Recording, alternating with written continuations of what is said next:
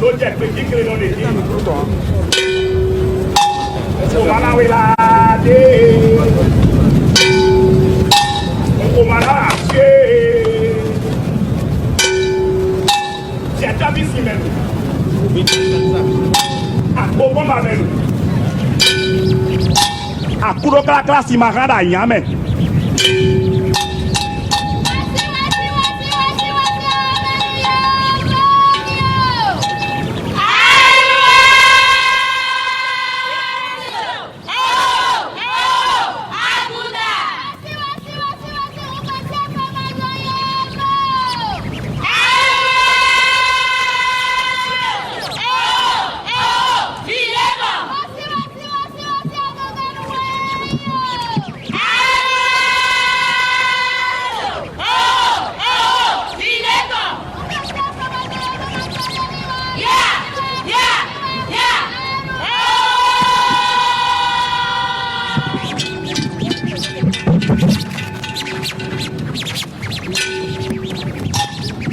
Concorde point Sakuso wenoba Kikirikisu Otubare joye Okutelaju Ologo gbeje Ajama iso Nkosa famasun yovo Zaku Zomanoba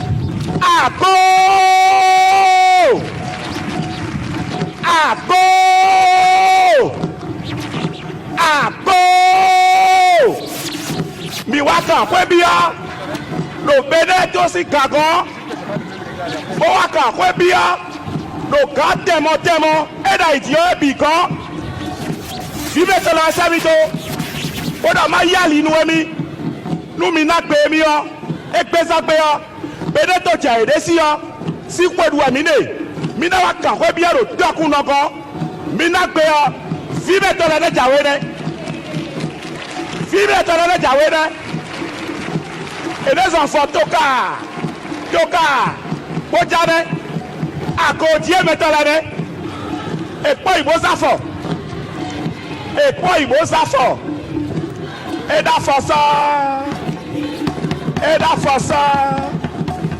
Mika kwebia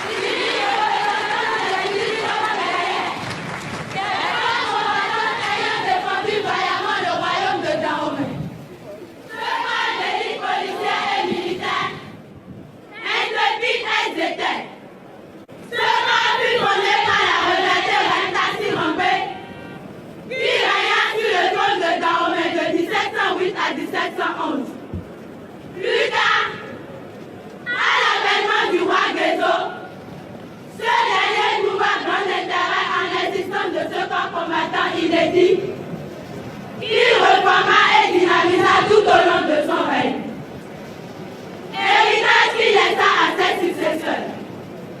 C'est le redoutable, farouche et vaillant roi, Bernard Haïtien, qui enfile une force inégalable de résistance au canon du colon envahisseur. Sous son règne, le courage et la ténacité des Agodiers lors des combats firent parler d'elle au-delà des frontières du royaume de Dahomey. Au point d'en être des modèles dont sont fiers la femme béninoise et la femme mondiale. Gloire immortelle à nos illustres rois.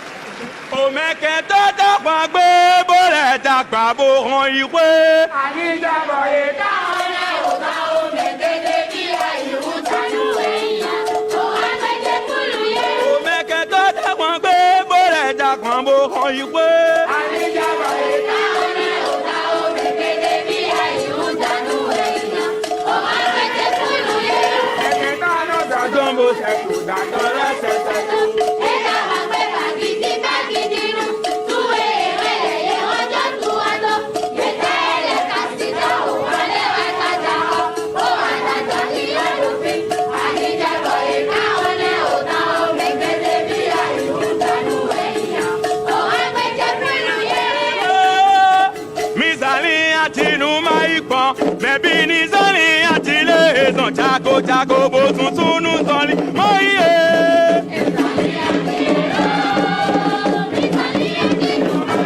Òmẹ́bí nísàlì àtìlẹ́ ètò jago bo tuntun nu sọli mọ iye.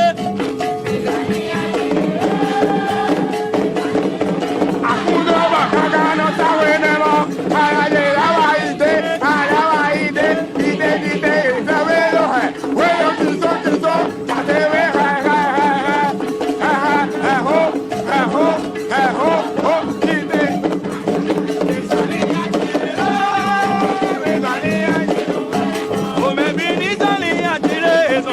Jago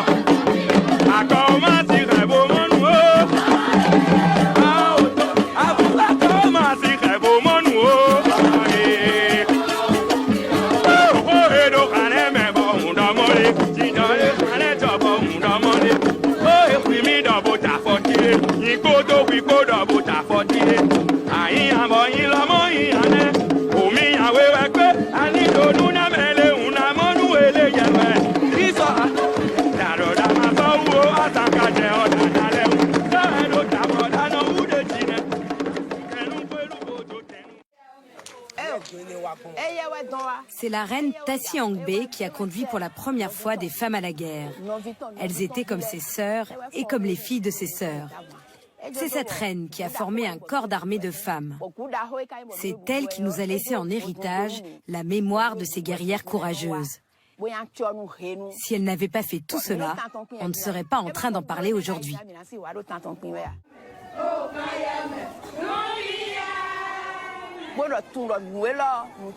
J'honore la mémoire de mon ancêtre Tassi Angbe et de ses traditions à travers mes attributs royaux. Le casse-tête pour faire la guerre et la récade avec les insignes de la reine. Je ne peux les laisser en aucun cas quand je me déplace.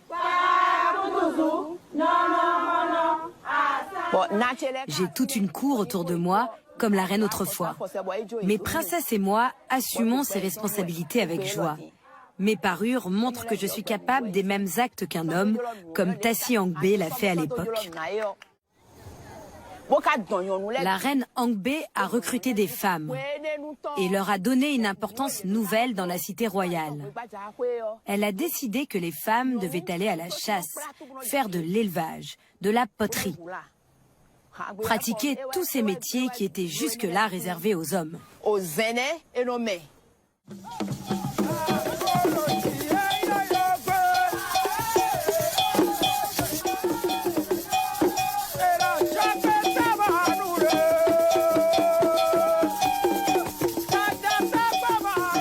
C'est une danse exécutée avant d'aller en guerre, pour se motiver, pour se donner des forces et pour être prêt psychologiquement et physiquement.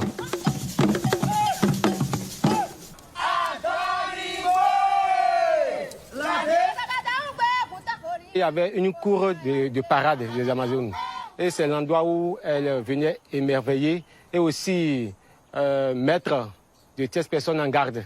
Donc à travers leur danse pour prouver qu'elles ne sont pas n'importe quelle femme. Vous devez rester à distance pour les observer. Donc quand elles passent, tout le monde s'écartait sur le passage. C'est Guézo vraiment qui a recomposé l'armée des Agoudiers. Et là, les a scindés en régiments avec des spécialités. Où il y en a qui étaient des faucheuses, il y en a qui tiraient à l'arc, il y en a qui... Bon, voilà. La première formation, c'était le combat corps à corps. Parce qu'à la base, il n'y avait pas d'armes à feu. Il y avait des formations dans les marécages, il y avait des formations dans la brousse. Donc, il fallait être apte à tous les environnements possibles, à tous les climats possibles. Et c'était des tout-terrain, au fait. Mais sous le règne du roi Béhanzin, à la fin du 19e siècle, le destin des Agodji bascule. Après l'abolition de l'esclavage, la France cherche à étendre sa domination coloniale en Afrique équatoriale. En 1892, elle déclare la guerre au royaume du Dahomey. La guerre des Amazones contre l'armée française, c'était une guerre particulière. Cette fois-ci, l'armée composé d'agodiers qui avait pour fonction d'empêcher l'armée française de rentrer dans le royaume. Le colonel français Alfred Dodds et ses soldats restent médusés par l'apparence de ces femmes que les colons baptiseront les Amazones du Dahomey. L'aventurier Sir Burton en parle presque avec effroi.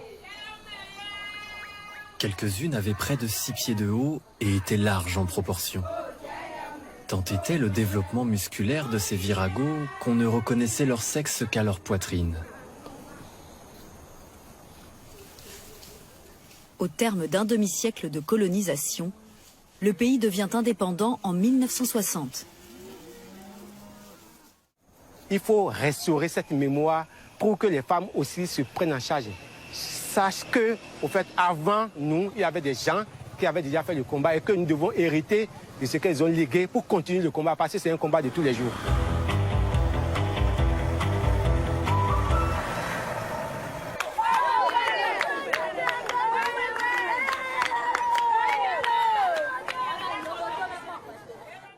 L'organisation des Amazones a donné lieu à de nouvelles unités ainsi qu'à la diversification des tâches. Les Fanti constituaient la garde personnelle du roi. Elles se distinguaient par une ou plusieurs queues de cheval à la ceinture. À leur tête, une générale d'armée reconnaissable par la plus longue des queues. Les Djedokwo sont les reines amazones chargées de protéger le royal époux lors des campagnes militaires. Sur leur passage, les sujets doivent absolument se prosterner. Les nains Arwananto constituent le corps des princesses amazones. Les Ruisoji sont reconnaissables par la forme de leur glaive. Cette junte a été fondée par Béranzin. Les Goloneto se caractérisent par leur coiffure faite d'une calotte sur laquelle est appliqué un caïman en tissu bleu. Les Gorento sont les archères utilisant des flèches empoisonnées. Elles portent des arcs typiques du Dahomey. Les Nyeklo-Rento ou les faucheuses, c'est le groupe le plus original. Ces Amazones sont armées de rasoirs gigantesques de 45 cm, portés au bout d'un manche de 60 cm et pesant 10 kg. Véritable guillotine portative. Les Nyeklo-Rento étaient sélectionnés pour leur stature et leur force physique. Leur prestige était grand. Leurs officiers portaient sur la tête des cornes d'antilope attachées par un cerceau de fer. Elles ne participent que rarement au combat, mais on les verra dans la lutte contre les Français, tant Béranzin sentait son royaume en danger.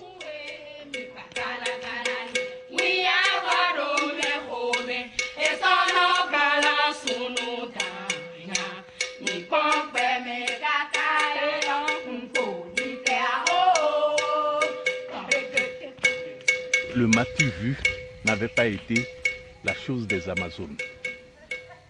Elles s'étaient distinguées par des actes de bravoure. Lorsqu'il a été question de défendre la nation, elles étaient au premier rang. Et il n'est pas compréhensible aujourd'hui que, disons, l'égalité veuille se proclamer. Non, il faudrait qu'on puisse, n'est-ce pas, montrer l'égalité de fait. Et je crois que beaucoup de nos pionnières, j'en admire beaucoup dans la cité moderne du Bénin actuellement, beaucoup de ces femmes-là qui se battent au quotidien ont beaucoup de lectures en retard. Il leur faut retourner à la mémoire de ces dames-là pour voir que, comme Ole Soyinka le dit si bien, le tigre ne proclame pas sa tigritude. Ce n'est pas parce qu'on est au sommet qu'on est Amazon, mais être même Amazon dans sa propre maison. En essayant de se soumettre à une discipline. La discipline passe par le respect d'un calendrier qui met de l'harmonie dans l'exécution des tâches quotidiennes. Par exemple, tâches quotidiennes pour rendre le foyer heureux. Elles sont très solidaires. elles étaient suffisamment équipées sur le plan de la technique militaire pour venir rapidement à bout de leurs ennemis. Et c'est pourquoi leurs homologues ne venaient pas à leur secours.